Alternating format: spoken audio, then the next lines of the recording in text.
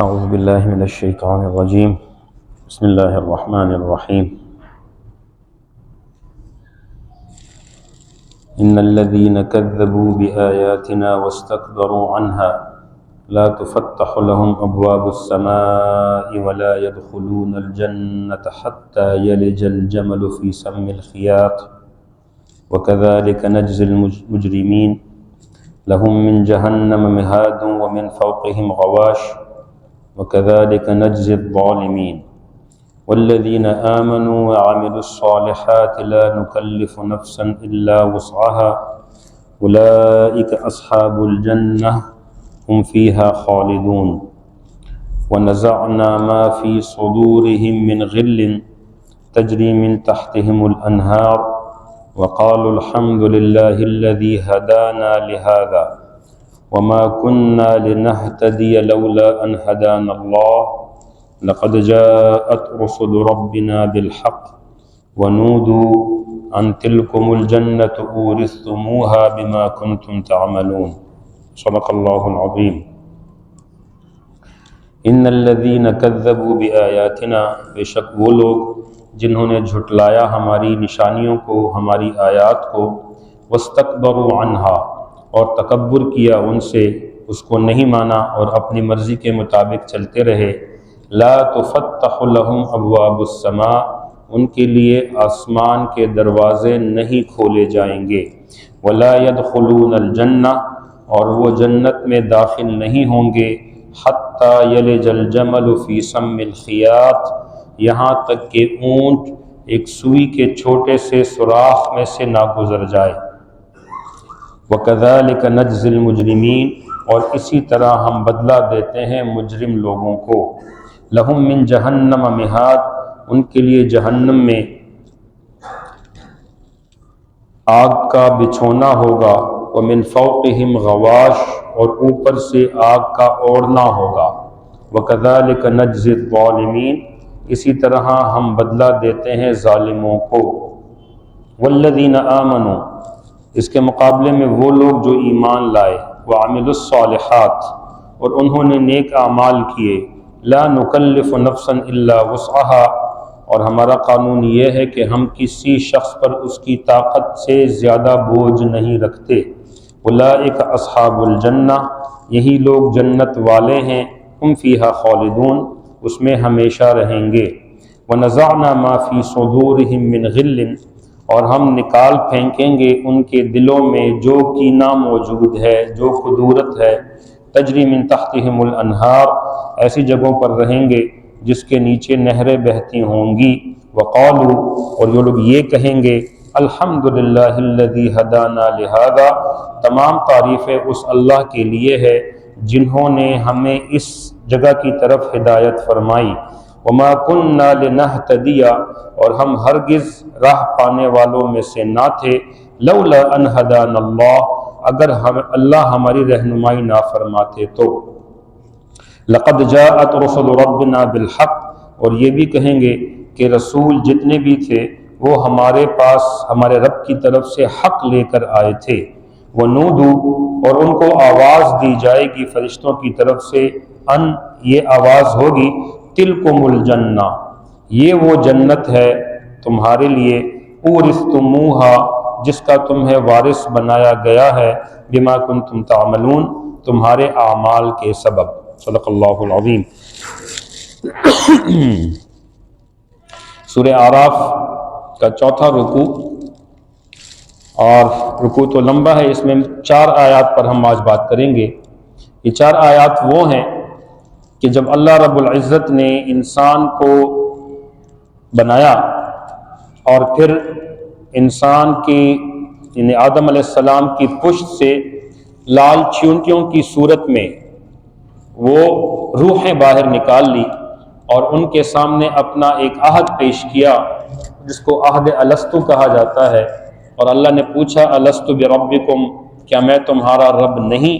قالوا سب نے کہا بلا بے شک آپ ہمارے رب ہیں، کیونکہ وہاں پر ہر چیز واضح تھی، اللہ رب العزت سامنے، جنت سامنے، جہنم سامنے، فرشتے سامنے، اللہ کا غیبی نظام پورا سامنے، اور بڑے بڑے فرشتے اللہ سے ڈر رہے اور اللہ کی قدرت سامنے تو سب کچھ نظر آ رہا تھا، مشاہدے میں تھا، سب نے کہا بے شک آپ ہمارے رب ہیں۔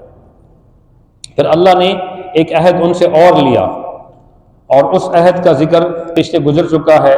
وہ عہد یہ تھا کہ اللہ نے ان سے کہا تمہیں ایک دوسری دنیا میں بھیجا جائے گا، اور جہاں پر یہ ساری چیزیں تمہاری نظروں سے اوجھل ہوں گی، یہ غائب ہوں گی، ابھی تو حاضر ہیں، مشاہدے میں ہیں، اس وقت میں بھی غائب ہوں گا، میں بھی نظر نہیں آؤں گا، میرے فرشتے بھی نظر نہیں آئیں گے، غیبی نظام بھی نظر نہیں آئے گا، تمہارے سامنے اور چیزیں ہوں گی، کام نکلنے کے، کام کرنے کے اسباب ہوں گے، یہاں پر تو اسباب نہیں ہیں، وہاں اسباب ہوں گے، اور آسمان ہوگا، زمین ہوگی، چاند ہوں گے، ستارے ہوں گے، ستاروں کے پیچھے جو طاقت پوشیدہ ہے وہ نہیں ہوگی، سورج کے پیچھے جو طاقت پوشیدہ ہے وہ نہیں ہوگی، تمہیں نظر آئے گا کہ یہ کام سب خود بخود ہو رہے ہیں، وہ تمہارا دارالامتحان ہوگا، تمہیں وہاں پر آزمایا جائے گا۔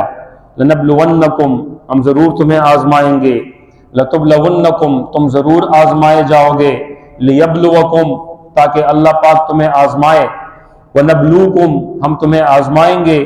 یہ مختلف قرآن میں اس کا ذکر ہوا ہے کہ یہ دار الآزمائش ہے، دنیا دار العمل ہے، تو مختلف طریقوں سے ہم تمہیں آزمائیں گے۔ پھر تمہیں اس عہد کو یاد دلانے کے لیے ہم اپنے رسولوں کا سلسلہ بھیجیں گے، جو تمہیں یاد دلائیں گے کہ اس زمین کے نیچے، آسمان کے اوپر اور بھی چیزیں ہیں، اللہ کی ذات ہے، فرشتے ہیں، اللہ کا غیبی نظام ہے، تمہیں وہ سب کچھ یاد دلائیں گے۔ تو پھر تم میں دو جماعتیں ہوں گی، ان دو جماعتوں میں ایک وہ ہوں گے جو رسولوں کی باتوں کو مانیں گے، اس پر ایمان لائیں گے، اس کی پیروی کریں گے اور اس کو حق جانیں گے۔ دوسرے وہ ہوں گے کہ جو رسول کی بات کو نہیں مانیں گے، اس کو جھٹلائیں گے، اس کے مطابق عمل نہیں کریں گے اور اس کے خلاف جائیں گے۔ ان کا پھر ٹھکانے دو الگ الگ ہوں گے۔ یہاں پہلی دو آیات میں ان لوگوں کا ذکر ہے کہ جو اللہ کے رسولوں کی بات کو نہیں مانیں گے، اور آخری دو آیات میں ان لوگوں کا ذکر ہے جنہوں نے اللہ کے رسولوں کی باتوں پر لبیک کہا، اس کو مانا اور اس کے پیچھے چلے۔ الحمدللہ ہم بھی انہی لوگوں میں سے ہیں۔ تو پہلے کا ذکر یہ ہے کہ جنہوں نے جھٹلایا ہماری آیات کو، واستکبروا عنہا، اور اس پر عمل کرنے سے تکبر کیا کہ میں تو ان پر عمل ہی نہیں کرتا۔ یہ آیات کیا چیز ہے؟ مثلا اللہ نے فرمایا کہ اللہ رب ہے، وہ کہتے ہیں نہیں میں تو نہیں مانتا، انسان تو پہلے بندر تھا، ڈارون کی تھیوری چل رہی ہے، اور کمیونزم چل رہا ہے، اور فیمنزم چل رہا ہے، اور لبرلزم چل رہا ہے، اور اس تمام چیزوں پر عمل کر رہے ہیں۔ انسان پہلے بندر تھا، کائنات خود وجود میں آئی، ایسی کوئی ذات نہیں تھی، یہ سارے وہ لوگ ہیں۔ ابن عباس رضی اللہ تعالیٰ فرماتے ہیں کہ ان لوگوں کے لیے لا تفتح لهم ابواب السماء، ان کے لیے آسمان کے دروازے نہیں کھولے جائیں گے۔ ابن عباس فرماتے ہیں رضی اللہ تعالیٰ عنہ کہ ان کے اعمال آسمان تک نہیں جائیں گے، اس لیے کہ نیک عمل کے قبول ہونے کی دو شرائط ہیں۔ ایک شرط تو یہ ہے کہ ایمان کا ہونا، جس کے اندر ایمان نہ ہو اس کے اعمال اوپر جاتے نہیں ہیں، اور دوسری شرط یہ ہے کہ عمل کا صالح ہونا، نیک ہونا، تو وہ والعمل الصالح یرفعہ، نیک عمل جو ہے وہ اس کے تمام کاموں کو اوپر ایسے لے کر جاتا ہے جیسے اس میں ہائی رینک پیٹرول لگ جائے یا اس کو پر لگ جائے۔ تو یہ دو شرائط ہیں۔ تو ان کے پاس چونکہ ایمان نہیں ہوتی، ایمان ہوتا نہیں ہے، تو نیک عمل ان کے اس دربار تک پہنچ ہی نہیں پاتے، نیچے ہی، آسمان کے نیچے ہی اس کا تمام ان کو نتیجہ دے دیا جاتا ہے۔ جیسے بہت سے ہم دیکھتے ہیں کفار ہیں، عیسائی ہیں، یہودی ہیں، اور نیک اعمال کرتے ہیں، بڑے بڑے NGO کھولے ہوئے ہیں، یتیم خانے بھی چلا رہے ہیں، ٹرسٹ بھی چلا رہے ہیں، ہسپتال بھی چلا رہے ہیں، تعلیمی ادارے بھی چلا رہے ہیں، لیکن چونکہ ان کے اندر ایمان نہیں ہے تو اس لیے ان کے اعمال اوپر تک جاتے ہی نہیں ہیں، دنیا میں ہی ان کو سب کچھ دے دیا جاتا ہے، اس کا بدلہ دے دیا جاتا ہے۔ ان الذین کفروا ویصدون عن سبیل اللہ، جن لوگوں نے کفر اختیار کیا اور اللہ کے راستے سے روکتے رہے ہیں، تو جب وہ مرتے ہیں تو لن یغفر اللہ لہم، اللہ پاک ان کی کبھی بھی مغفرت نہیں فرمائے گا، لن یغفر اللہ لہم ثم ماتوا لن یغفر اللہ لہم، اللہ پاک ان کی کبھی بھی مغفرت نہیں فرمائے گا۔ دوسری روایت میں اس سے مراد ابن عباس رضی اللہ تعالیٰ عنہ کی ہی روایت ہے، وہ فرماتے ہیں لا تفتح لهم ابواب السماء ولا يدخلون الجنة، اور وہ جنت میں داخل نہیں ہوں گے حتی یہاں تک کہ یلج الجمل فی سم الخیاط، سم کہتے ہیں سوراخ کو، چھوٹا سا سوراخ، اور خیاط کہتے ہیں سوئی کو۔ آپ نے دیکھا کہ سوئی میں دھاگا جب ڈالا جاتا ہے تو سوئی میں خواتین دھاگا بھی مشکل سے ڈالتی ہیں، تو اللہ فرماتے ہیں جب تک اس سوئی کے ناکے کے اندر سے اونٹ نہ گزر جائے اس وقت تک یہ جنت میں داخل نہیں ہو سکتے۔ مطلب سوئی کے ناکے سے اونٹ کا گزرنا ناممکنات میں سے ہے، تو ان لوگوں کا جنت میں داخل ہونا بھی ناممکنات میں سے ہے۔ تو ابن عباس فرماتے ہیں کہ اس سے مراد ان لوگوں کی روحیں ہیں جو کہ اللہ تعالیٰ کے قانون کے مطابق انہوں نے زندگی نہیں گزاری ہوتی، اللہ کے قانون کے خلاف انہوں نے زندگی گزاری ہوتی ہے، اور اس آیت کا تعلق ان کی موت کے بعد ان کے روح کے اوپر جانے سے ہے۔ تو لا تفتح لهم ابواب السماء، ان کی روحوں کے لیے جب مر جائیں گے دروازے نہیں کھولے جائیں گے آسمان کے، بلکہ ان کو زمین پر پٹخ دیا جائے گا، اور پٹخنا بھی ایسا ہوگا کہ اتنا زور سے پٹخا جائے گا کہ ان کی روحیں سات زمین کے اندر جہنم کے بیچوں بیچ ایک جگہ ہے جس کا نام سجین ہے، اس کے اندر ان کو پٹخ دیا جائے گا۔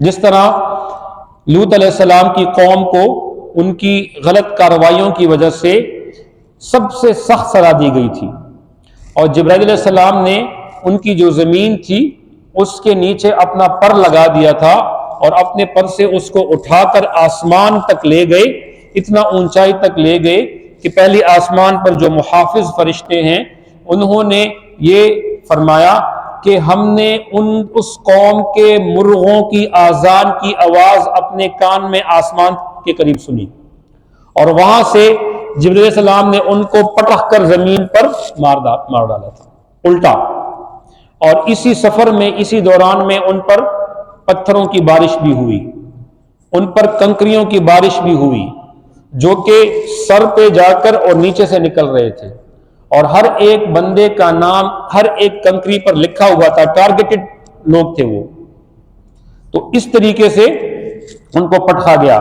تو اس بندے کی روح بھی ایسے ہی پٹخ دی جائے گی آسمان سے زمین پر۔ اسی کی تائید حضرت برا بن عازب رضی اللہ تعالیٰ عنہ کی ایک لمبی حدیث سے ہوتی ہے، حدیث کافی لمبی ہے، میں اس کو اختصار کے ساتھ آپ کے سامنے پیش کروں گا۔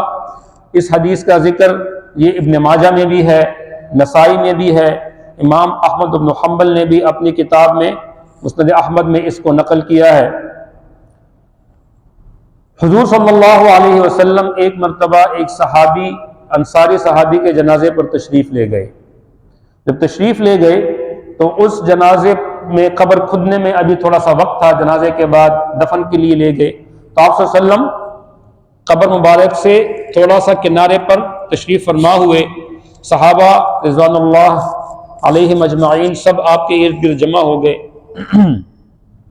آپ صلی اللہ علیہ وسلم خاموش تشریف فرما تھے، اچانک گفتگو فرمائی اور فرمایا صحابہ کو مخاطب کر کے کہ جب مومن بندہ مرتا ہے، اس کی جان کنی ہوتی ہے، اس کی روح قبض کرنے کا وقت آتا ہے، تو جب وہ اوپر دیکھتا ہے تو چمکدار ستاروں کی طرح فرشتے اس کی روح لینے کے لیے آ رہے ہوتے ہیں۔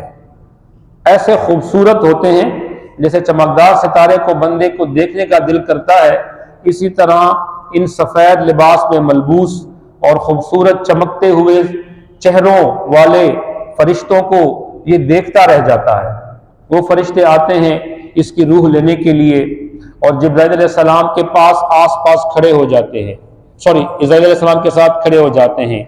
اسرائیل علیہ السلام آتے ہیں، ان کے پاس جنت کا کفن ہوتا ہے، تسنیم کا پانی ہوتا ہے، اور وہ آتے ہیں اور اس انسان کو مخاطب کرتے ہیں، اس روح کو، اے نیک روح نکل آؤ اور اللہ کی کشادگی اور اللہ کے نعمتوں کی طرف اپنا سفر شروع کرو۔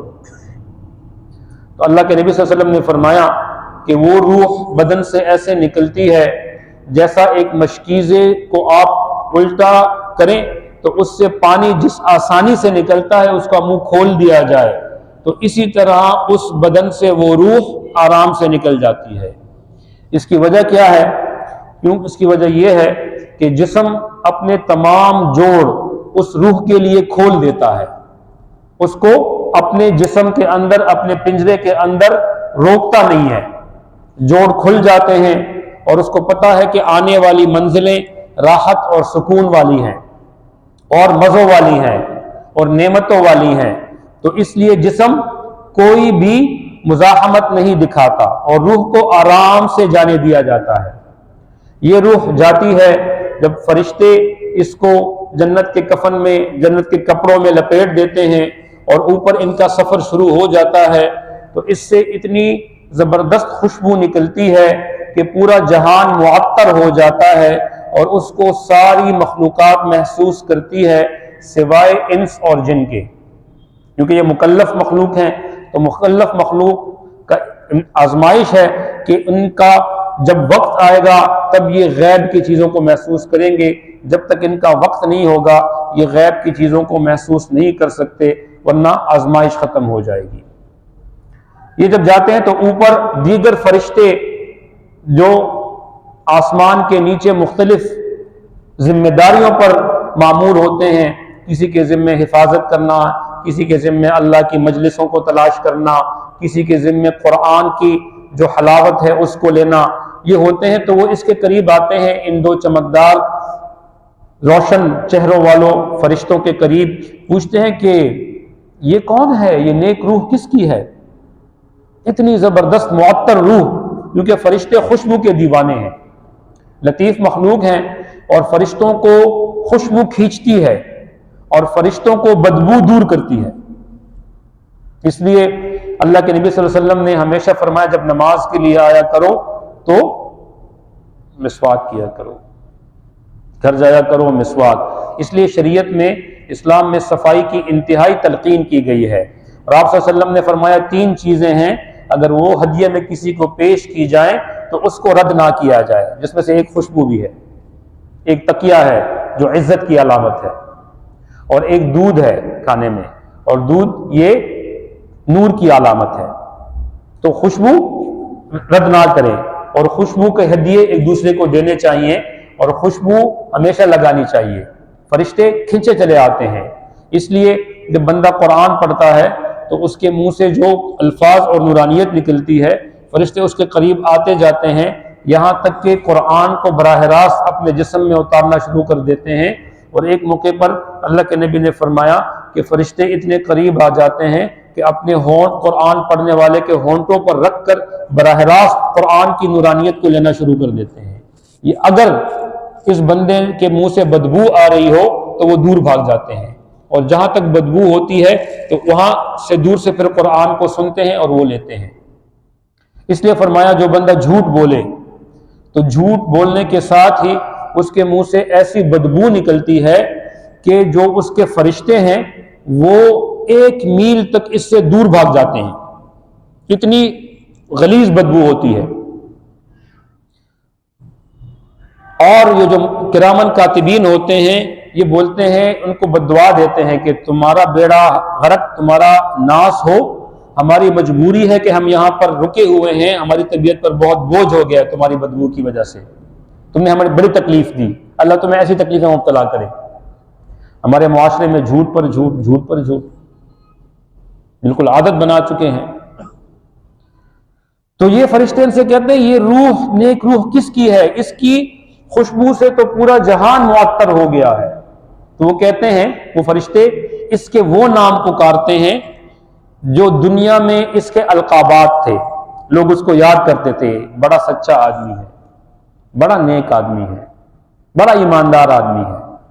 وہ سارے القابات فرشتے دہراتے ہیں اور ان فرشتوں سے یہ کہتے ہیں یہ وہ فلاں ابن فلاں ہے جس کو اپنے گھر والے اس نام سے پکارتے تھے، جس کو اپنے یار دوست ان باتوں سے پکارتے تھے، جس کو اپنے جہاں پر یہ کام کرتا تھا اس کو کہتے ہیں یہ ایماندار آدمی ہے، جہاں یہ تجارت کرتا تھا لوگ اس کے پاس ڈھونڈ کر آتے تھے کہ یہ ایماندار آدمی ہے، دھوکہ نہیں دیتا، یہ اپنے کام کو صحیح طریقے سے انجام دیتا ہے، یہ فلاں ابن فلاں ہے۔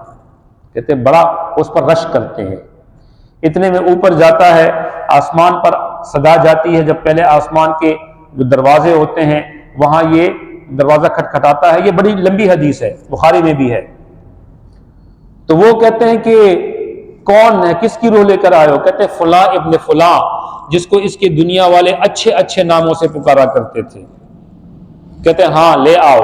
اس طرح دوسرے آسمان کا دروازہ، تیسرا، چوتھا، پانچواں، چھٹا، ساتویں آسمان کا دروازہ کھلتا ہے اور ہر آسمان کے فرشتے پوچھتے ہیں اس کو، یہی فرشتے بولتے ہیں کہ یہ نیک فلاں ابن فلاں ہے اور یہ نیک روح ہے، اور جس کے جسم کی خوشبو سے ہی اس روح سے اتنی اچھی خوشبو آ رہی ہوتی ہے کہ وہ اس کی تائید اور تصدیق کرتی ہے۔ جا کر اللہ کے دربار میں اس کے اعمال سمیت اس کو پیش کیا جاتا ہے۔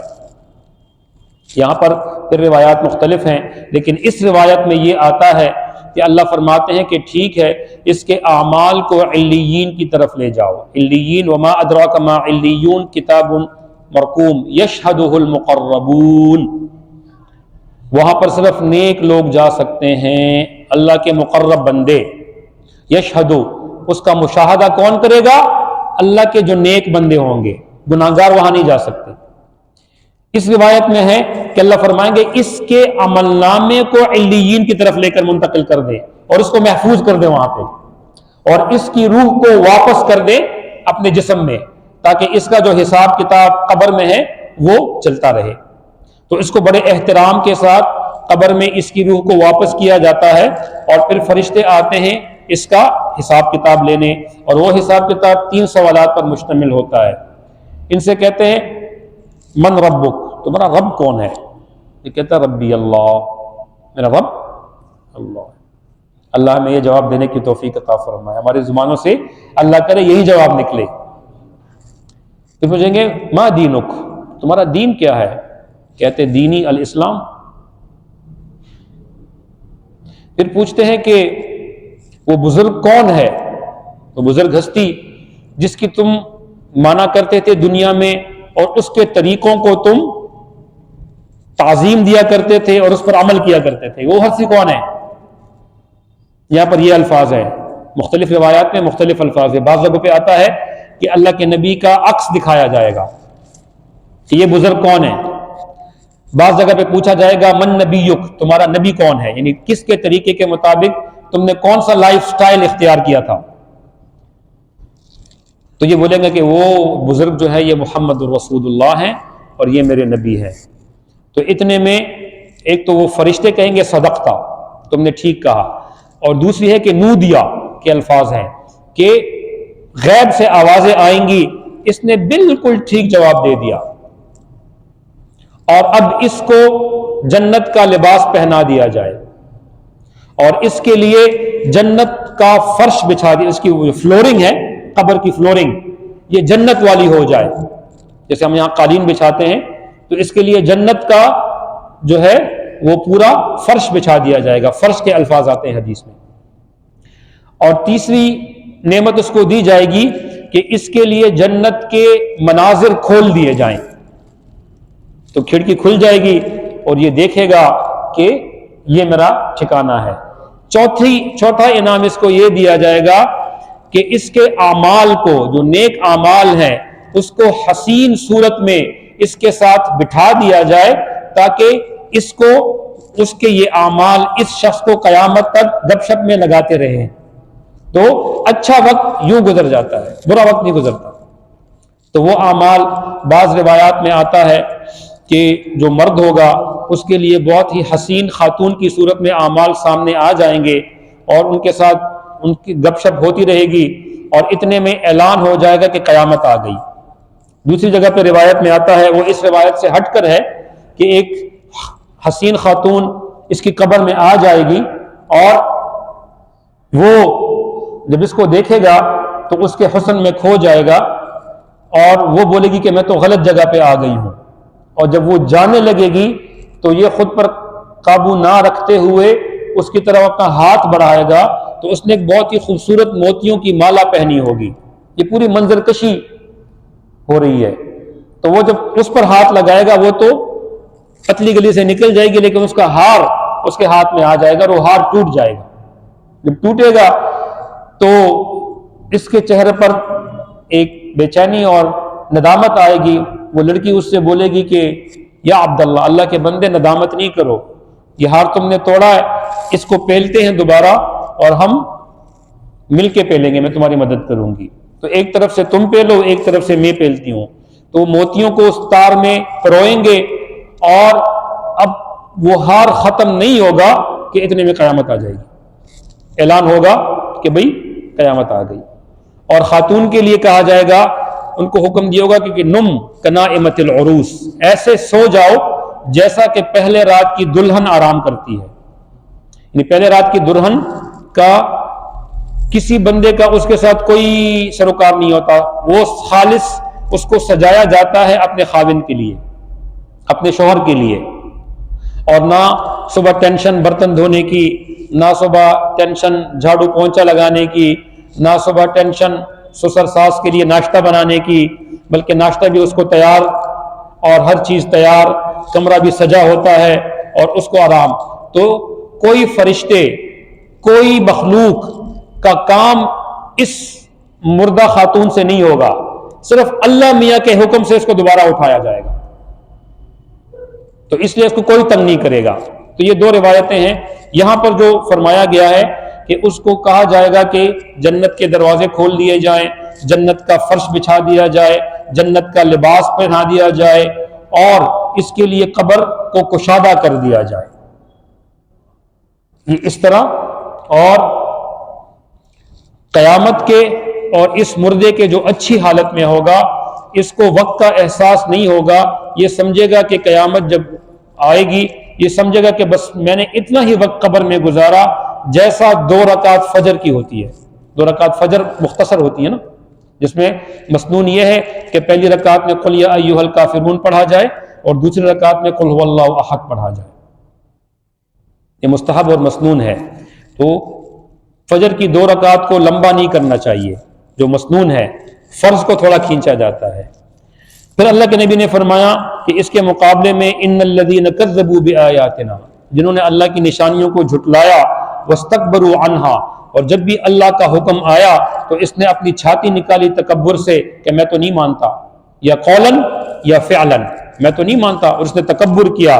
لا تفتح لهم ابواب السماء، پھر اس کا ذکر فرمایا کہ ان کے لیے آسمان کے دروازے نہیں کھولے جائیں گے، اور جب اللہ کے دشمن کی روح کو نکالا جاتا ہے جس نے اللہ کی نافرمانی کی ہوتی ہے، تو اس کے لیے فرشتے جب اوپر سے آتے ہیں تو برے لباس میں اور ہر قسم کا ٹاٹ اور بدبودار لباس انہوں نے پہنا ہوتا تھا کہ اس کو تکلیف ہو، اور اسرائیل آتے ہیں اور اس کی جب روح کو کھینچتے ہیں اور کہتے ہیں کہ نکلو اللہ کے غضب کی طرف اے روح، اے گندی روح، تو جسم اس کو پکڑ لیتا ہے، اور اللہ کے نبی نے فرمایا کہ اس کی روح کو ایسے کھینچا جاتا ہے جیسے خاردار تار ہوتی ہے۔ کراچی میں یہ بہت ایسے خودرو درخت ہیں جن میں کانٹے لگے ہوتے ہیں نا، اور اس کو اون میں ڈال دیا جائے اور جب اس خاردار تار کو کھینچا جائے تو جس طریقے سے، اور وہ گیلی روئی ہو، گیلی روئی میں اس کو کھینچا جائے تو ایسے اس کی روح کو کھینچا جاتا ہے اس کے جسم سے۔ اس جگہ آتا ہے جیسا زندہ جانور سے اس کی کھال کو کھینچا جاتا ہے۔ کیونکہ جسم چھوڑتا نہیں ہے اس روح کو، اس کو سامنے نظر آ رہا ہوتا ہے کہ کیا چل رہا ہے، تو جسم کہتا ہے نہیں میں تو نہیں چھوڑوں گی، روح بھی کہتی ہے میں نہیں جاؤں گی۔ تو ہر جگہ سے روح بھی جسم کو پکڑ کے رکھتی ہے، جسم بھی اس کو کھینچ کے رکھتا ہے، اور فرشتے زبردستی اس کو کھینچ رہے ہوتے ہیں۔ تو کھینچا کھانچی میں اکثر جب کپڑے کو کھینچا جاتا ہے وہ پھٹ جاتا ہے، کسی چیز کے ساتھ زبردستی کی جاتی ہے تو وہ ٹوٹ جاتی ہے، تو کھینچا کھانچی میں یہ زخمی ہو کر وہ روح جسم سے کھینچ کر نکل آتی ہے۔ جب وہ جاتی ہے تو اللہ کے نبی نے فرمایا اس روح سے اتنی بدبو آ رہی ہوتی ہے جتنا ایک مردار جانور جب وہ مرتا ہے اور وہ مردار ہو جاتا ہے، اس کا جسم سڑ جائے تو جیسے اس سے بدبو آتی ہے تو پوری جگہ پہ یہ بدبو پھیل جاتی ہے۔ اور فرشتے اوپر جب جا رہے ہوتے ہیں تو دیگر فرشتوں سے جو ملاقات ہوتی ہے تو پوچھتے ہیں کہ یہ کس بدبخت کی روح ہے، تو یہ کہتے ہیں یہ فلاں ابن فلاں کی روح ہے، اور دنیا میں جو اس کے برے برے القابات سے اس کو جانا جاتا تھا، یہ جھوٹا ہے، یہ شرابی ہے، یہ زانی ہے، یہ بے ایمان ہے، یہ بدکار ہے، یہ نافرمان ہے، یہ بے ادب ہے، وہ سارے القابات فرشتے اس کی تعریف میں آگے تعارف میں پیش کرتے ہیں۔ تو جب اوپر کہتے ہیں اس کو ہٹاؤ، اس نے تو ہمارے نتنوں کا کام خراب کر دیا، اور یہ فرشتے مجبوری میں اس کو اوپر جب لے جاتے ہیں تو اوپر پوچھا جاتا ہے کہ یہ کون ہے، تو فرشتے یہ جو لے کے گئے ہیں ان کی ڈیوٹی ہے، آسمان والے محافظ فرشتوں سے کہتے ہیں یہ فلاں ابن فلاں ہے، تو کہتے ہیں اس کو اوپر آنے کی اجازت نہیں ہے۔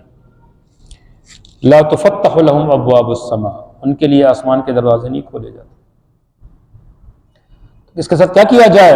کہتے ہیں اس کو پٹخ دو واپس زمین میں، اور اس کو جب پٹختے ہیں تو پٹخ کر اس کی روح کو واپس اس کے قبر کے جسم میں داخل کر دیا جاتا ہے، اور اس کے اعمال کو کہتے ہیں پٹخ دو، اس کا علیین میں کوئی جگہ نہیں ہے، اس کو سجین میں داخل کر دو۔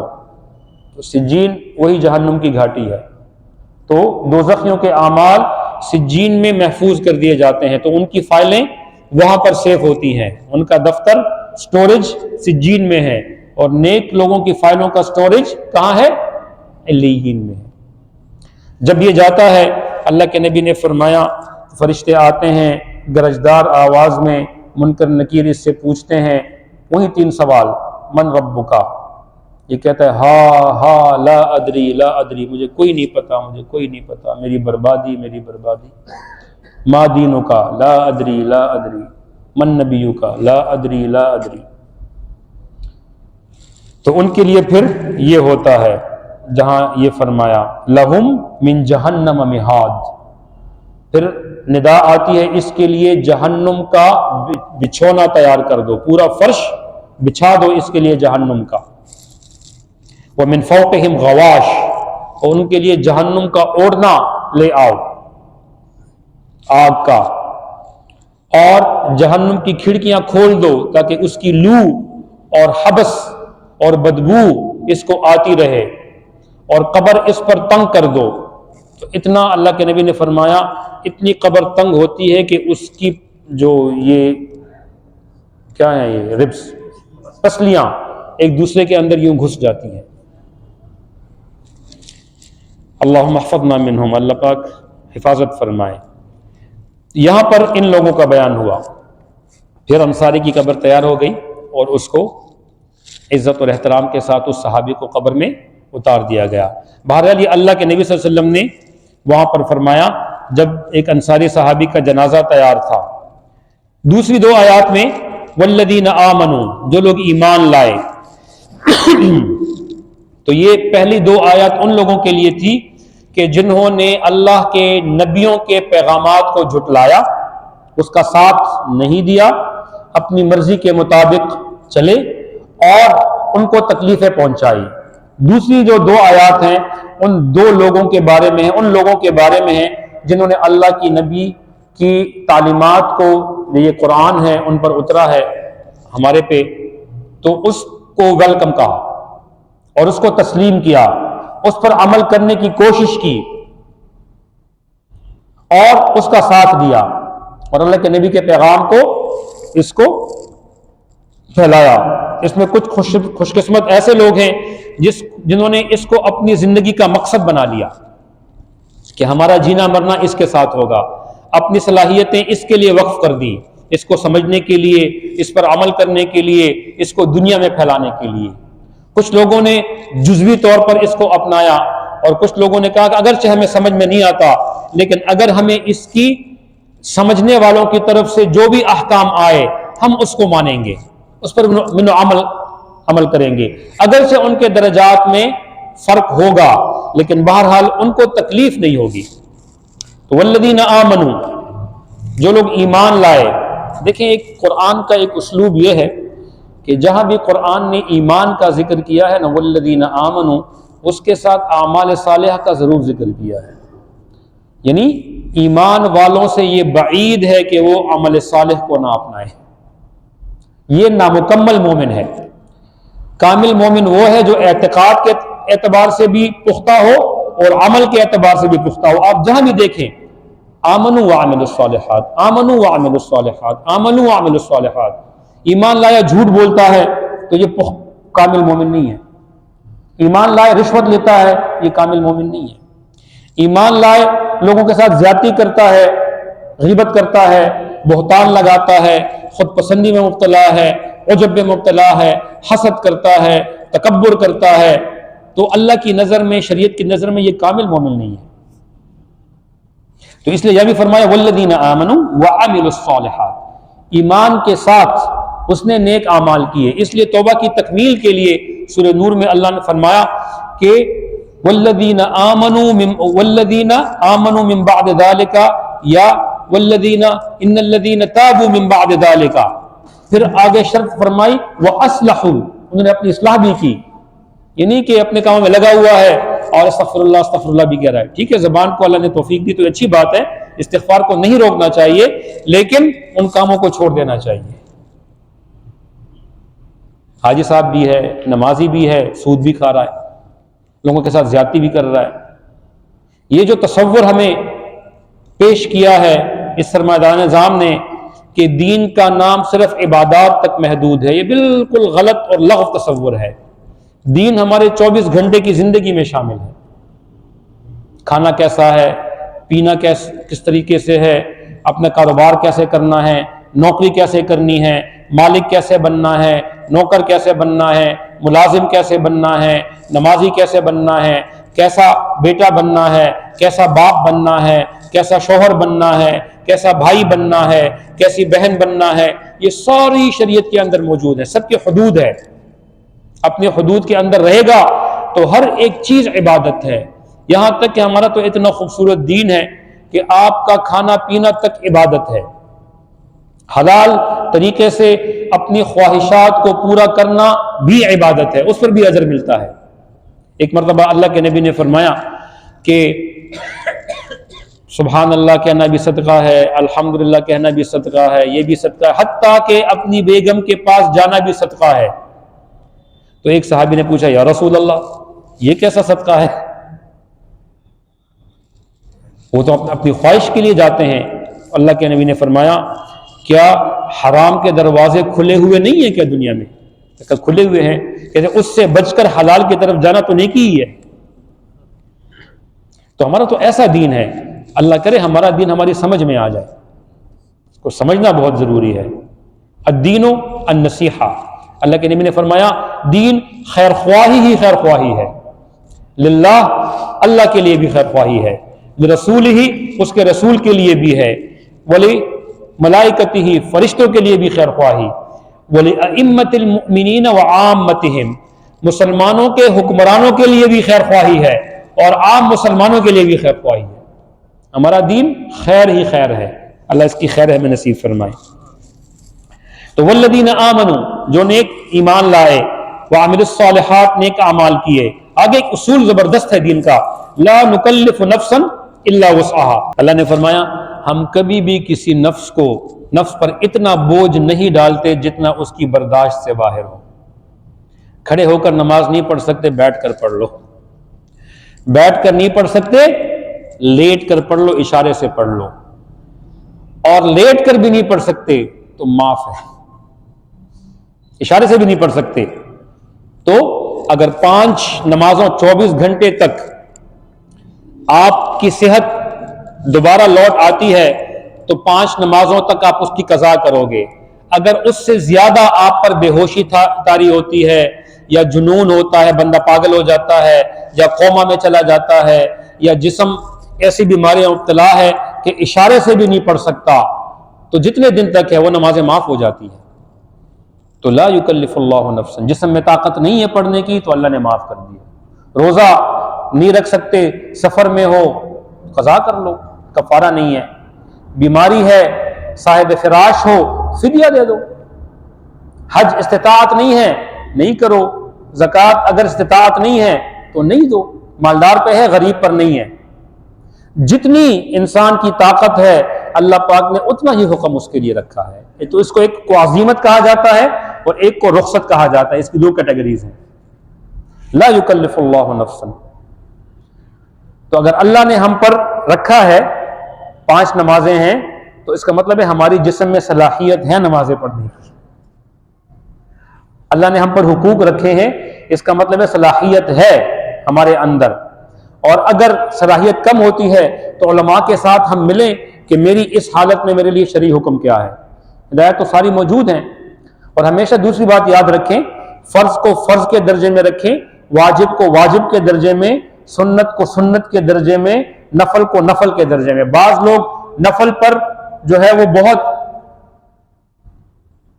زور دیتے ہیں اور فرض ان سے چھوٹ رہا ہوتا ہے. اس دن مجھے کسی نے فون کیا کہ مفتی صاحب اب میں غریب آدمی ہوں اور میرے 5 بچے ہیں، تو میں کہیں سے میں نے عقیقہ نہیں کیا بچوں کا، تو میں ان سے قرض ورض لے کر اگر ایک گائے خرید لوں تو اس میں 7 بچوں کے میں حصے کرا سکتا ہوں، عقیقہ میرا ہو جائے گا. تو میں نے کہا آپ یہ بتاؤ کہ تمہارے پاس استطاعت ہے؟ کہتے نہیں ہے، غریب آدمی ہوں، قرض لوں گا. میں نے کہا تمہیں کس نے کہا کہ عقیقہ تم پر واجب ہے یا فرض ہے؟ عقیقہ تو سنت ہے، بلکہ سنت میں بھی جو لوس کیٹیگری ہے مستحب ہے. عقیقہ دمبے ذبح کرنے کا نام نہیں ہے، عقیقہ بکرے ذبح کرنے کا نام نہیں ہے صرف پیٹ پوجا ہو جائے. عقیقہ نام ہے 7ویں دن اپنے بیٹے کا اچھا نام رکھو، اسلامی نام، اس کا سر منڈوا کر اور اس کی جو قیمت، اس کی جو ویٹ ہے اتنی چاندی صدقہ کرنا، وہ بہت کم بنتی ہے، وہ ویٹ لیس ہی ہوتا ہے تقریباً، اس کا وزن بہت کم ہوتا ہے. اور جتنا تمہارے بس میں ہو خوشی منانے کے لیے اتنا کسی کو کھلا دو. 1 کلو گوشت بنا لو، 2 کلو گوشت بنا لو، اپنے گھر والوں کو کھلا دو. چاول بنا دو، اپنے گھر والوں کو کھلا دو، تمہارا عقیقہ ہو گیا. اگر جس کا اللہ نے استطاعت دی ہے تو بہتر ہے کہ اپنی خوشی کا اظہار وہ اچھے طریقے سے کر لے. اور وہ جو خون بہتا ہے تو وہ بچے کے سر سے بلائیں ٹل جاتی ہیں، لیکن وہ 1 کلو گوشت سے بھی بلائیں ٹل جاتی ہے بھائی. تو ہم بعض اوقات مستحب کو فرض، تو میں نے کہا تم فرض نماز پڑھتے ہو؟ آج فجر کی نماز پڑھی ہے؟ کہتے ہیں رہ گئی. فجر کی نماز ضروری ہے بھائی. زور کی پڑھی ہے؟ نہیں، بس کام تھے، کپڑے ناپاک تھے مفتی صاحب. تو میں نے کہا یہ فرائض ہیں، اپنے فرائض کی طرف آؤ، واجبات کی طرف آؤ، لوگوں سے حسن سلوک کرو. یہ عقیقے یہ بالکل شریعت کا حصہ ہیں، لیکن یہ ان کی کیٹیگری لو کیٹیگری کی ہے. ہائی کیٹیگری تو فرائض ہے تمہارے، جو معاشرتی فرائض ہیں، معاشی فرائض ہیں اور تمہارے ذاتی فرائض ہیں، انفرادی فرائض ہیں، ان کی طرف آئیں. تو یہ جو حکم آ رہا ہے اس کا آپ بالکل اس کی جگہ پر رکھ کر کام کریں. شریعت کا یہ مزاج ہے. فرض کو نفل کا درجہ دے دیا، نفل کو فرض کا درجہ دے دیا، فرض ادا ہی نہیں کرتا اور نفل کے پیچھے ایسے ہے کہ اس پر لڑائی لڑتا ہے. ذی الحجہ کے 10 دن ہیں، تم نے مونچھیں کیوں کاٹی ہیں، بال کیوں کاٹے ہیں؟ بھی تو مستحب ہے بھائی، اس کی مرضی ہے اپنی. فرض نماز نہیں پڑھے گا، لوگوں کے حقوق کو دے مار کے 4.5 لگاتا رہے گا، بازار میں کم تولتا رہے گا، لیکن جو ذی الحجہ کے 10 دنوں میں میرے منہ سے نہیں کاٹنی، میرے بال نہیں کاٹنے. مستحب کے پیچھے لگا ہوا ہے، فرائض چھوٹ رہے ہیں. جھوٹ بول رہا ہے، دے مار کے 4.5 دڑا دڑ لوگوں کے حقوق کو کھا رہا ہے. تو دین کے مزاج کو سمجھیں. اگر دین کو اللہ کے لیے اس پر عمل کرنا ہے تو دین کے مزاج کے مطابق کریں، اگر اپنے لیے کرنا ہے تو پھر لگے رہے منا بھائی. لا نکلف نفسا الا وسعها اولئک اصحاب الجنہ، یہ لوگ باغات والے ہیں. ہمیشہ انسان کی فطرت ہے اللہ رب العزت نے جنت کا نام بھی جنت رکھا ہے کہ اس میں گرینری ہوگی، باغات ہوں گے، فارم ہاؤسز ہوں گے، بڑے بڑے محلات ہوں گے، نہریں بہتی ہوں گی، پانی وافر مقدار میں ہوگا، کھانے پینے کا کوئی وہ نہیں ہوگا، کوئی پابندی نہیں ہوگی۔ اور آگے فرمایا ہم فیہا خالدون، قربان جاؤں اللہ کی ذات کے، فرمایا یہ کوئی کرائے کا مکان نہیں ہے کہ تمہارا کانٹریکٹ ہوگا 1 سال کے لیے، 6 مہینے کے لیے، 5 سال کے لیے، 25 سال کے لیے، یا تم اس سے رحلت فرما جاؤ گے، مر جاؤ گے تو نکل جاؤ گے۔ خالدون، ہمیشہ کے لیے تمہارا ٹھکانہ یہ ہوگا، کوئی تمہیں وہاں سے نکال نہیں سکتا، ہمیشہ رہو گے، خوشیاں ہی خوشیاں ہوگی۔ آگے فرمایا وَنَزَعْنَا مَا فِي صُدُورِهِم مِّن غِلٍّ، ہم ان کے دلوں میں جتنی بھی کدورتیں ہیں وہ نکال لیں گے۔ اس پر تھوڑی سی گفتگو میں کروں گا 5 منٹ، پھر اس درس کو ختم کریں گے انشاءاللہ۔ کچھ حضرات نے فرمایا وَنَزَعْنَا مَا فِي صُدُورِهِم مِّن غِلٍّ، آخرت میں جن لوگوں کا ایک دوسرے پر حقوق ہوں گے ان کو لایا جائے گا اور ان سے کہا جائے گا ایک دوسرے کے حق ادا کر دو، یہ سامنے جنت ہے، یہ جہنم ہے، جس کا حق کسی پر رہ جائے گا وہ ادھر اور جو ہلکا ہوگا وہ ادھر۔ تو اللہ کے نبی نے فرمایا اس میں ایک مفلس بھی آئے گا، مفلس وہ ہے جو احد کے پہاڑ جتنی نیکیاں لے کر آئے گا لیکن اس پر حقوق ہوں گے لوگوں کے، اس کا حق مارا، اس کی زمین ہتھیائی، اس کا قرض نہیں دیا اور اس سے پیسے مار لیے اور غلط طریقے سے کرایہ لے لیا، اور رکشے والا تھا اس 100 روپے کی جگہ تھی اس نے 150 چارج کر لیے، اور وہ بندہ تھا کسی کو جعلی نوٹ دے دیا، یہ سارے حقوق ہوں گے، ان کی لائن لگی ہوگی، آئیں گے کہ اللہ میرا اس پہ حق ہے، کتنا ہے، یہ ہے، دے دو بھائی۔ تو وہاں پر اللہ کے نبی نے فرمایا کہ قیامت کے اندر کرنسی جو ہوگی وہ اعمال ہوں گے، اعمال۔ یہاں تو ہم پاکستان میں روپے ہے، امریکہ میں ڈالر ہے، یو کے میں پاؤنڈ ہے، اور یو اے ای میں درہم ہے، سعودی میں ریال ہے، اس سے ہم ایکسچینج کرتے ہیں۔ قیامت کے دن جو کرنسی ہے وہ اعمال ہوں گے، اعمال۔ بھئی کتنا ہے، اتنا عمل کیا، اتنی وزن کی نیکی اس کو دے دو، اتنے اعمال وہاں ٹرانسفر ہو جائیں گے، ٹرانزیکشن ہو جائے گی، بھئی اس اکاؤنٹ سے اس اکاؤنٹ میں چلے گئے۔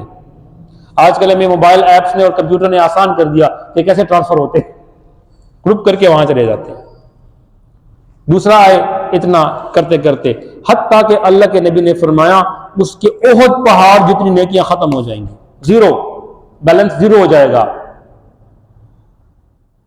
اب بھئی کریڈٹ آ جائے، لوگ تو کھڑے ہیں، اب ان کا جو لون ہے وہ اس کے کھاتے میں ڈالتے جاؤ، اس کا جھوٹ ہے اس کے کھاتے میں ڈال دو، اس کا بےایمانی ہے اس کے کھاتے میں ڈال دو، کرتے کرتے اس کا جو نیگیٹو اکاؤنٹ ہے وہ بڑھ جائے گا اور پرائے گناہوں میں بیچارہ جہنم میں ڈال دیا جائے گا۔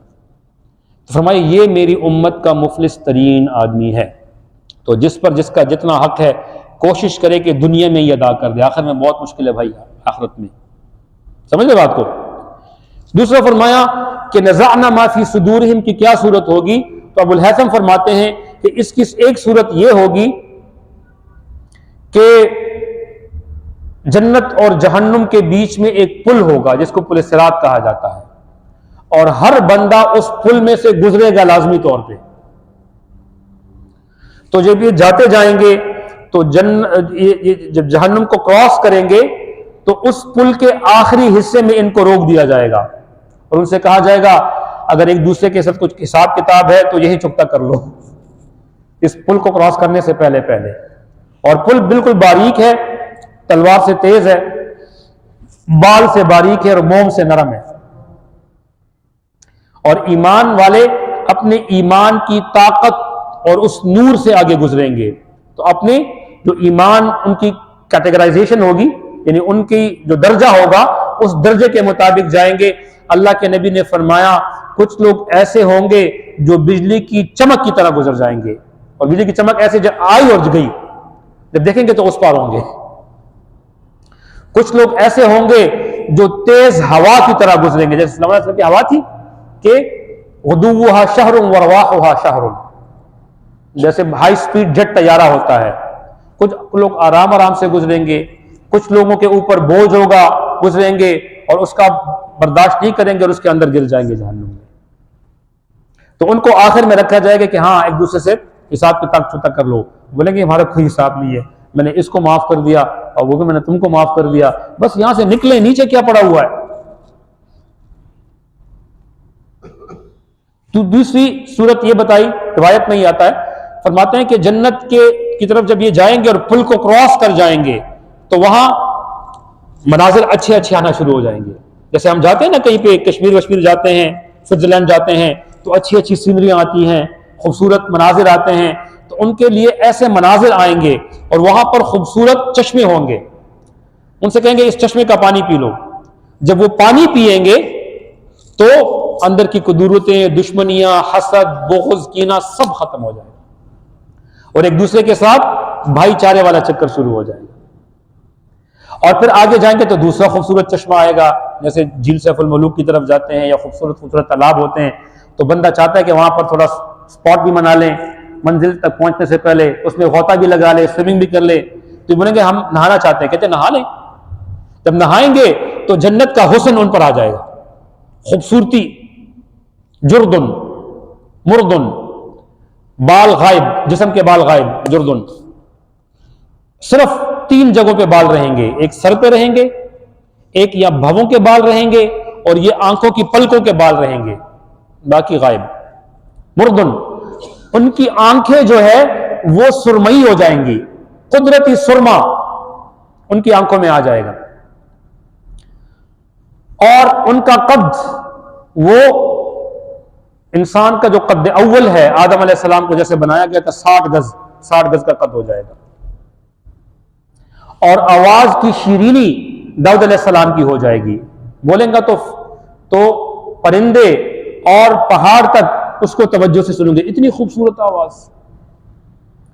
اور جوانی وہ بالکل لوٹ آئے گی اس کی، عیسیٰ علیہ السلام کی جوانی، 33 سال میں آدمی مضبوط جوان ہوتا ہے، اکڑ سیدھا ہو جائے گا۔ ان خصوصیات کے ساتھ اس کو پتہ نہیں ہوگا کہ میں ایسا خوبصورت ہو گیا ہوں، لوگ دیکھیں گے کہ بھئی اب گئے تو پول میں جب غوطہ لگایا تھا تو ایک تھے، جب نکلے تو دوسرے بن گئے، اور پہلے چشمے میں جب گزریں گے تو وہ جو قدورتیں تھی، جیسے ٹور میں لوگ جا رہے ہوتے نا تو کہتے ہیں اس نے مجھ سے زیادتی کی ہے، میں اس سے بدلہ لوں گا، یہ ساری چیزیں ختم ہو جائے گی، اور ٹولے کی شکل میں جا کے پھر جنت میں جو رضوان ہوگا وہ جب دروازہ کھٹکھٹائیں گے اور دیکھیں گے اپنی تمام تر خوبیوں کی طرح منزل کی طرف نکلیں گے، تو جس طرح بندہ جاتا ہے کہیں پہ اور مختلف ہوٹل کے روم ہوتے ہیں، اپنے اپنے کمرے میں جاتا ہے تو وہاں بڑی بڑی جنتیں ہوں گی، دروازہ کھولا، چابی لگائی، رضوان کو دیکھا تو اس کی خوبصورتی کو دیکھ کے حیران رہ جائیں گے، وہیں پہ سجدے میں گر جائیں گے، بولے گا اٹھو یا عبداللہ کیا کر رہے ہو؟ تو کہیں گے کیا تم خدا نہیں ہو کیا؟ ہم نے تو خدا کے حسن کے بارے میں سنا تھا، تو تم سے بھی کوئی اور حسین ہے جنت میں؟ اس نے کہا میں تو جنت کا داروغہ فرشتہ ہوں، خدا سے تو تمہاری ملاقات ہونی ہے اور اس کے حسن سے تو سارے حسن نکلے ہیں۔ تو کرتے کرتے کہتے میں تمہارے استقبال کے لیے ہوں۔ تو پہلے مقام پر جنت کے دروازے پر 70,000 خوبصورت ترین مخلوق اس کی استقبال کے لیے، اسکارٹ کرنے کے لیے تیار کھڑی ہوگی، اور وہ ہوں گے سفید لباس میں، جیسے کہ آتے ہیں نا ایئرپورٹ پر استقبال ہوتا ہے، پھر راستے میں لوگ کھڑے ہوتے ہیں، پھول نچھاور کرتے ہیں، پھر جب کہیں پہ جاتے ہیں اپنے مقام پر تو وہاں استقبال، ایسے اس کے استقبال ہو رہے ہوں گے۔ تو روایات میں آتا ہے پہلے مقام پر اس کا استقبال سفید لباس میں ہوگا، اور 70,000 آتا ہے کثرت کے لیے کہ لوگ ہی لوگ ہوں گے، اور یہ سب اس کے تابع ہوں گے، یعنی اس کی رعایا ہوں گے۔ جیسا کہ بادشاہ آتے ہیں تو رعایا خوش قسمتی تصور کرتی ہے اس کی ایک جھلک دیکھنے کے لیے۔ دوسری مقام پر اس کے استقبال کرنے والے پنک لباس میں، گلابی لباس میں ہوں گے۔ تیسری جگہ پر اس کے استقبال کرنے والے یہ سبز لباس میں ہوں گے، ہرے خوبصورت، کہ آدمی صبح اٹھتا ہے اور اپنے جب ہوٹل کا دروازہ کھولتا ہے تو سامنے جب گرینری ہوتی ہے تو اس کی طبیعت فرحان ہو جاتی ہے، تو وہ جو اس کی نظروں کو اچھا لگے۔ باقی فرمایا کہ ان تینوں کا ذکر آتا ہے، اس طریقے سے اس کا استقبال ہوگا اور یہ اپنی سلطنت کے اندر چلا جائے گا، اور اس کے بارے میں فرماتے ہیں ہم فیہا خالدون، ہمیشہ یہ سلطنت اسی کی رہے گی، منتقل نہیں ہوگی۔ آگے فرمایا وَنَزَعْنَا مَا فِي صُدُورِهِم مِّن غِلٍّ۔ اچھا تیسری روایت یہ ہے کہ غل کے نکلنے کا طریقہ کیا ہوگا تو جنت میں اللہ پاک ان کی دلوں کو باہمی جوڑ دیں گے. لا لغو فیہا، اس کے اندر کوئی کجی نہیں ہوگی. الا سلاما، سلامتی سلامتی ہے. سلامتی سلامتی. سلامتی کا مطلب کیا ہے؟ سلامتی ہے کہ ہر قسم کی مصیبتوں سے دور ہونا، چاہے وہ مصیبت موسمی ہو، چاہے وہ آسمانی ہو، چاہے وہ زمینی ہو، چاہے وہ ہمسائے سے ہو، چاہے وہ بھائی سے ہو، چاہے وہ مخلوق سے ہو، چاہے وہ عذاب کی صورت میں ہو، چاہے وہ بیماری کی صورت میں ہو، چاہے وہ نقصان کی صورت میں ہو، چاہے وہ بدہضمی کی صورت میں ہو، ہر قسم کی مصیبت سے یہ دور ہو جائے گا، سلامت ہوگا. ہم بھی کہتے ہیں نا السلام علیکم، کہتے ہیں میری طرف سے میرے بھائی تم کو سلامتی ہو، لیکن پیچھے اس کا سکرو بھی ٹائٹ کر رہے ہوتے ہیں. اوپر سے کانٹریکٹ کر رہے تھے کہ میری طرف سے آپ کو سلامتی ہو، لیکن اب یہ جائے گا اس ساتھ سے اس کا موبائل میں چھینوں گا. سلام کرتے ہوئے بغیر سلامتی والے کام کرنا، اس کو نقصان پہنچانا، اس کے میرے ساتھ کام آئے گا نا، میں اس کو سبق سکھاؤں گا، اس کو اتنا ماروں گا، اس کو گالی بھی دیتا ہے، اس کو سب کچھ کرتا ہے، اس کی بہن بیٹی پر نظر بھی رکھتا ہے، اس کی عزت کو بھی خراب کرنے کی کوشش کرتا ہے، اور اوپر سے کہتے ہیں السلام علیکم. یہ کانٹریکٹ کے خلاف ہے. لیکن جنت میں کانٹریکٹ کے خلاف کچھ نہیں ہوگا، سلامتی ہی سلامتی ہوگی، برا کچھ نہیں ہوگا. ٹھیک ہے جی. ایک اور پوائنٹ ہے اس میں، وہ فرماتے ہیں کہ انتلکم الجنہ اورثتموہا، وہ جنت جس کا تمہیں وارث بنایا گیا ہے. تو یہاں پر انسان کی عزت نفس کا بھرپور طریقے سے خیال رکھا گیا ہے. عام طور پر جب آپ کسی کو خیرات دیتے ہیں تو خیرات دیتے ہوئے وہ جو لے رہا ہوتا ہے وہ کیا کرتا ہے کہ بھئی میں اس کے احسان تلے دب گیا ہوں. سائیکولوجیکل پرابلم ہے نا. اللہ فرماتے ہیں تم اس کے وارث ہو. اور وراثت کے بارے میں شریعت میں آتا ہے کہ وراثت ملک تام ہوتی ہے. ملک تام وہ ہوتی ہے کہ کسی کا باپ کسی سے نہیں چھین سکتا. جو وارث بن گیا تو اس کی وراثت اس کو 100% منتقل ہوتی ہے جب تک کہ وہ خود دستبردار نہ ہو جائے. اس لیے امریکہ میں کوئی مر گیا تو پاکستان میں اس کا بیٹا آٹومیٹکلی اس کا وارث ہو گیا، اور اس کو یہ کہنے کی بھی ضرورت نہیں ہے کہ میں نے تم کو وارث بنایا، وہ بولے گا میں وارث بنا. عام طور پر تمام ٹرانزیکشن میں ایجاب اور قبول یہ لازمی ہوتا ہے. وہ ایجاب قبول چاہے قولن ہو، چاہے وہ کتابن ہو، چاہے وہ عرفن ہو. قولن مثلا نکاح اور طلاق ہے. نکاح میں کہتے ہیں میں نے تمہیں قبول کیا، میں نے تمہیں آفر کیا، تم نے قبول کیا. یہ بوتل ہے، یہ میں نے تم کو بیچی، وہ بولے گی میں نے خریدی. تو یہ لازم ہے. چاہے اس کا زبان سے نہ بولنا عرف میں ہو جائے کہ دکاندار کو بندہ پیسے دے، دکاندار اس کو چیز دے تو اس کو ایجاب اور قبول سمجھا جاتا ہے، اگرچہ زبان سے نہ کہے. دکاندار کہا کہ بھئی یہ فور سیل نہیں ہے تو وہ اس کو نہیں خرید سکتا. دوسری، بیچنے کے لیے 3 شرائط کا ہونا ضروری ہے. وہ چیز ایگزسٹ کرتی ہو، موجود ہو، وہ اس کی ملکیت میں ہو، میری ملکیت میں ہے، اور وہ میرے قبضے میں ہو تو میں اس کو بیچ سکتا ہوں. اس کے سر پر ٹوپی ہے، میں اس کو بولوں کہ آپ لے لو تو نہ میری ملکیت ہے نہ میرا قبضہ، میں بیچ نہیں سکتا. تو دوسرے کی ملکیت میں ٹرانسفر کے لیے ہونا ضروری ہے کہ ملکیت میں ہو. تو اللہ فرماتے ہیں یہ تمہارے باپ دادا کی ملکیت تھی جنت، تمہارے دادا آدم علیہ السلام کی ملکیت تھی. اورثتموہا، تم اس کے وارث بن گئے ہو تو تمہاری ملکیت یہ پکی ہے. ہم فیہا خالدون، کسی کا ابا تمہیں یہاں سے نکال نہیں سکتا، جمے رہو یہاں پہ، تمہاری جگہ ہے. دوسرا عزت نفس کا خیال یہ رکھا کہ بما کنتم تعملون، تمہارے عمل کی وجہ سے تمہیں یہ ملا ہے. بندے کو خیرات ملتی ہے تو وہ کہتا ہے کہ اوہو میں احسان کے پر. بندہ اپنی پیسے دے کر چیز خریدتا ہے، کہتا ہے میری چیز ہے میں نے خریدی ہے. تو اللہ فرماتے تم نے جو نیک اعمال کیے تھے اس کے بدلے میں تمہیں یہ جنت ملی ہے، تمہیں خیرات نہیں ملی. تو سر اٹھا کے چلو، اس میں سینہ نکال کر چلو، تو تمہیں کوئی تانا نہیں دے سکتا کہ تمہیں تو خیرات میں چیز مل گئی ہے، تو تم نے کمائی ہے. بما کنتم تعملون، قربان جاؤں اللہ کے. انسان کی عزت نفس کا بھی خیال رکھا ہے وہاں پہ، سیلف ریسپیکٹ کا. تو اللہ کرے ہمیں نصیب ہو جائے. اور یہ 2 آیات تھی. آگے اس کے بیچ میں جو لوگ ہیں آگے کے سبق میں اگلے جمعے کو جس کے نام پر یہ سورہ اعراف، ان کا ذکر ہوگا. تو یہ اصحاب الجنہ اصحاب النار کا، کہ جنہوں نے انبیاء علیہ الصلوۃ والسلام کی تعلیمات کو ایکسیپٹ کیا اور اللہ کے لائے ہوئے دین کو اپنی زندگی پر ترجیح دی اور فوقیت دی، اس کے مطابق اپنی زندگی گزاری۔ دوسرے قسم کے وہ لوگ تھے جنہوں نے اپنی خواہشات کو اللہ کے دین پر ترجیح دی، جہاں پر اللہ کا حکم آیا خواہش آئی، خواہش کو اٹھایا، دین کو دبایا۔ تو دوسروں کا تذکرہ وہاں پر ذکر کیا۔ اللہ کرے ہم اصحاب الیمین میں شامل ہو جائے، اور اللہ کرے کہ ہمیں دین کی مزاج کو سمجھنے کی توفیق عطا فرمائے، ہم دین کے مزاج کو سمجھیں۔